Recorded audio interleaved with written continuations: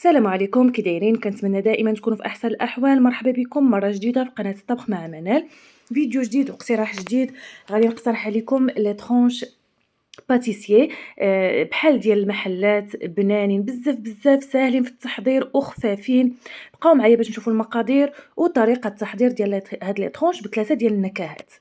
هنايا باش نحضروا الجينواز عندي 4 ديال البيضات حجم متوسط، يعني 4 ديال البيضات بحرارة المطبخ. غادي نطربهم مع 120 غرام ديال السكر سنيده اولا سكر خشن. غنبدا نطلع في البيض مزيان مزيان حتى يولي اللون ديالو بدا كيميل للبيوضه، يعني حتى كيطلع البيض مزيان. هنا غادي نضيف 3 ديال الساشيات ديال سكر فانيلا، كل ساشي وزن 7 غرام. غنبدا نطلع في البيض ديالي كما كتشوفوا حتى كيولي على هذا اللون وعلى هذا الشكل اولا هذا القوام. صافي غادي نحيد الطراب الكهربائي وغادي نخوي هنايا 120 غرام ديال الدقيق، ومعاه واحد 7 غرام ديال الخميره الكيماويه.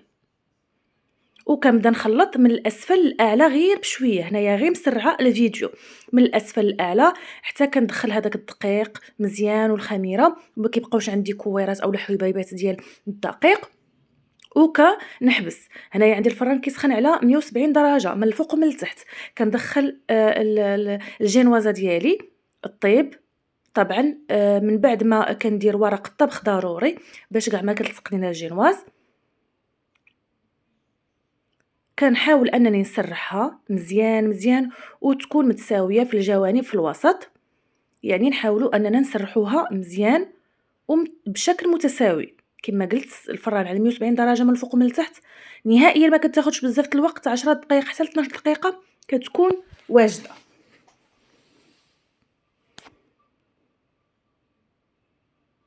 هاد الجينواز كتجي زوينه بزاف، خفيفه مفشفشه، ما كتهرس ما حتى حاجه.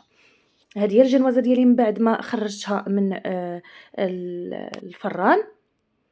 هنا غادي نحيدها من الصينيه وغادي نحاول نقلبها في ورق اخر ديال الطبخ. هنا ما غندير لا سكر، يعني بودره لا حتى شي حاجه. بني نقلبها انا خليتها بحال هكذاك وقلبتها.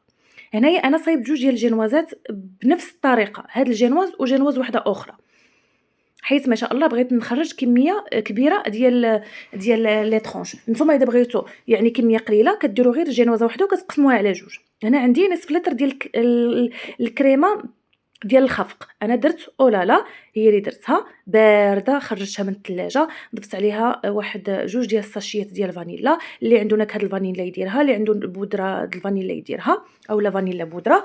وكنطرب في هاد الكريمه حتى كتطلع ليا مزيان مزيان وكتكون عاقده مع راسها.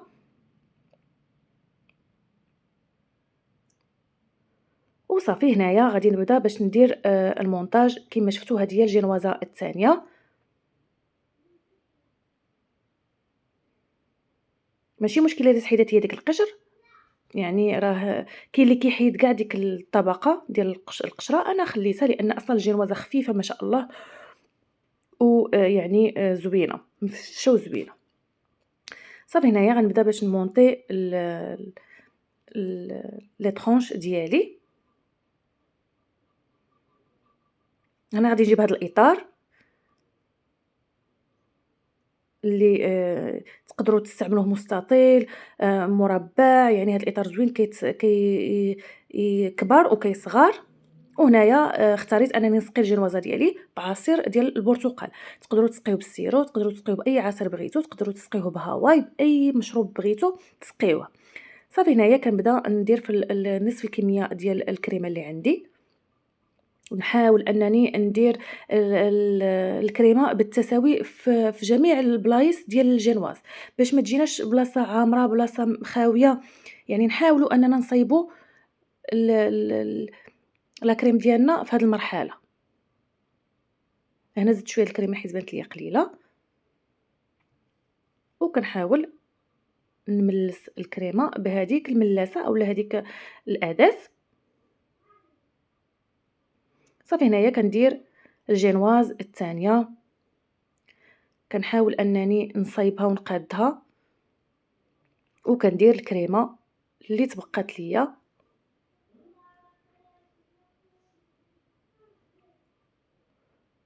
ونفس الطريقة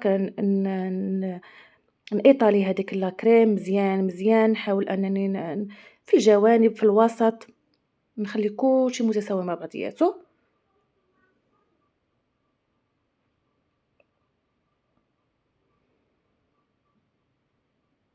وهنايا غادي ندير الحلوة ديالي أولا ال يعني في الفريغو خليتها ليلة كاملة، أنا خليتها ليلة كاملة، نتوما تقدروا تخليوها 5 السوايع أولا يعني تتشد في راسها باش ملي نقطعوها يكون التقطاع زوين.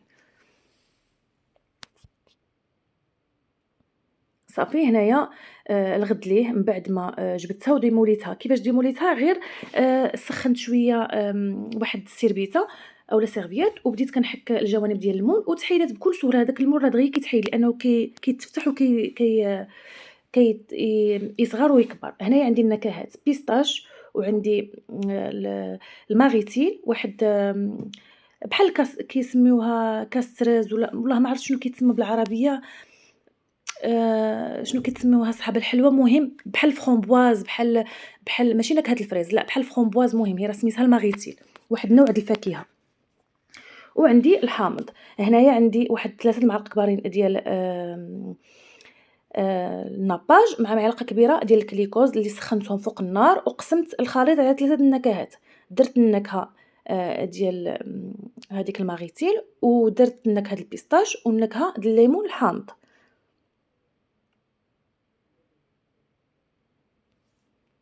كنحاولوا نخلطوا مزيان، مزيان حتى داك الناباج يكون دايب. وصافي هنايا غنبدا الحلوة ديالي هي هادي كما سبقت وذكرت خليتها ليلة كاملة في الفريغو. هنايا غادي نبدا نقسّمها، قسّمت على 3 ديال الأشرطة بالاستعانة الماء سخون. كندير الموس في الماء سخون كنمسحو وكنقطّع.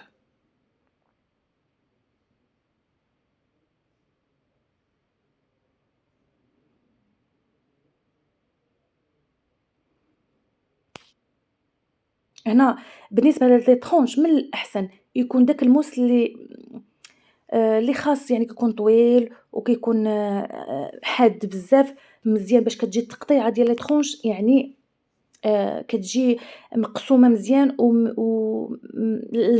الجينواز ما كيجيش بحال هكذا يعني بحال مفرتت كيبان مفرتت، يعني الجينوازة كتجي مقسمة مزيان والكريمة كتجي مقسمة مزيان. يعني حتى الموس أولا هاد الأدوات كيلعبوا دور كبير في سميتو. يعني حاولوا أنكم تاخدوا شي موس اللي طويل اللي كيقطّع مثلًا هاد لي طرونش خطرة وحدة أولا كيكونوا حادين بزاف أولا ماضيين بزاف باش كتجيكم الخدمة مفينية.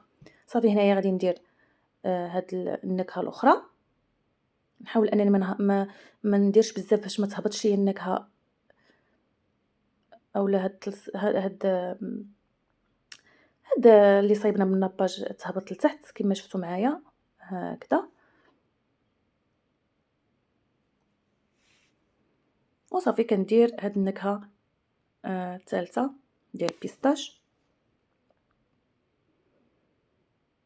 هادي البيستاش حاولت أنني شوية نخلي ديك الكريمة تقيس داك النكهة د البيستاش وديك ال باش يجي بحال مغبغي.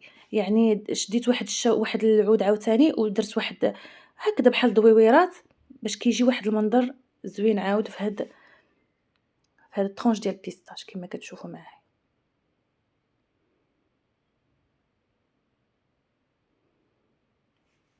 وانتم النكهات لكم الاختيار. وصافي هنايا غادي نجي باش نقطع لي طرونش ديالي كما سبقت وذكرت شي موس يكون حاد وماضي باش يفيني لكم مزيان لي طرونش ديالكم. أنا رغم ذلك ما كانش عندي شي موس اللي ماضي يعني جربت هاد الموس والآخر ولكن كان أحسن يُفضّل أنه يكون عندي واحد الموس آخر اللي يكون يعني طويل وكيكون ماضي وحاد باش كيقطّع لي طرونش مفينيين.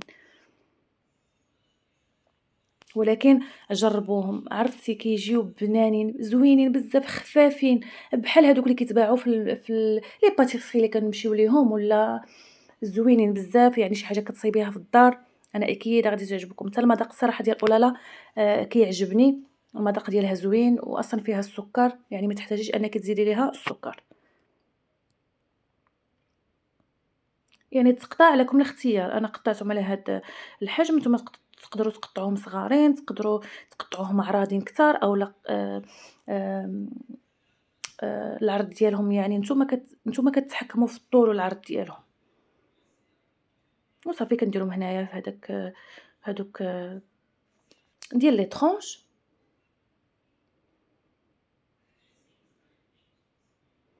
وكنكمّل على هاد الشكل حتى كنكمّل لي طرونش ديالي كاملين، راهم ساهلين ماهلين، خاص غير شوية ديال الخاطر وشوية ديال الأدوات باش كيعاونوا، مثلًا المسماضي هاديك باش سباتولا باش كنصيبوا الكريمة، مثلًا إذا كان هداك الإطار كيعاون بزاف في الخدمة، إذا ما كانش ماشي مشكل تقدري تصايبهم بلا إطار. أنا شدت لي واحد شوية د الكريمة ودرتها فوق ديال بلابوش فوق هادوك لي طرونش ديال الحامض. كنتمنى أن الوصفة ديالهم تكون نالت الإعجاب ديالكم، جربوها أكيد غادي تعجبكم. كنضرب لكم موعد مع وصفة جديدة إن شاء الله. شكرًا على المتابعة ومع السلامة أصدقائي.